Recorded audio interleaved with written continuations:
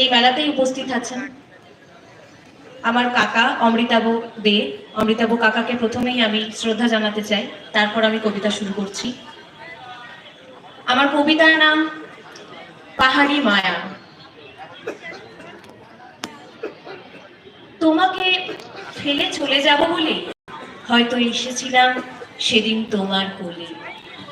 তোমার ভারী গভীরতা কখনো ভয় পেয়ে চোখ ঢেকেছে, আবার আবার কখনো তোমার সাদা হিমের খেলায় ঝলমল করেছি আমি। তুমি আছো, রয়ে যাবে এইভাবে, দুহাত বিস্তার করে ডাকবে আমাকে রোজ। নিঃশ্বাসে তোমার পাহাড় মাখা গন্ধ হঠাৎ করে এসে পৌঁছবে।